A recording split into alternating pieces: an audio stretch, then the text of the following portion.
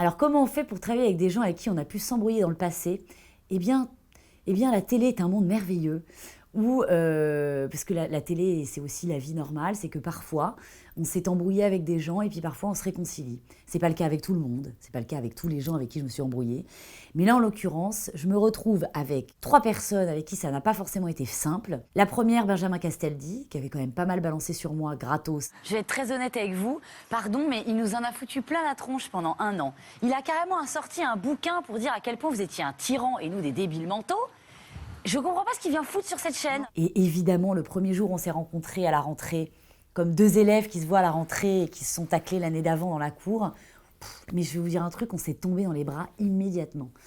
On s'est expliqué de manière très, très, très franche, sans langue de bois, parce que c'est pas le genre ni de son côté ni du mien, pour le coup. Je suis désolée, hein. Moi je suis très franche, je vous trouve un peu hypocrite tous les deux, on va pas se mentir, vous préféreriez conduire une grosse émission sur une grosse chaîne comme TF1, etc. Si vous venez ici, c'est parce que les grosses chaînes, elles vous appellent plus, les mecs. Je suis pas focus, je dis ce que je pense, j'ai peut-être tort. Et maintenant, on est copains comme cochons, et l'arrivée de Castaldi, pour moi, dans l'émission, est un cadeau.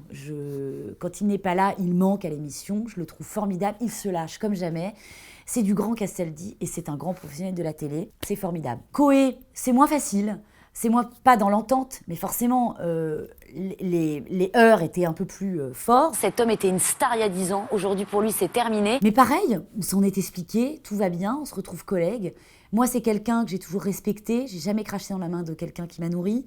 J'ai juste dit que je regrettais une séquence de son émission. C'est un grand animateur. Moi, j'ai eu la chance de travailler avec lui. On s'en est expliqué et Coé, voilà, c'est Coé, quoi. Donc c'est un grand monsieur de la télé et de la radio. C'est un bonheur de l'avoir avec nous autour de la table. Et punaise, qu'est-ce qu'il est drôle. Et alors Guillaume Play.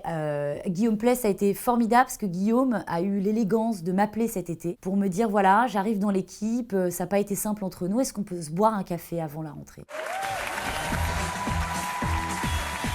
On s'est vu à la rentrée.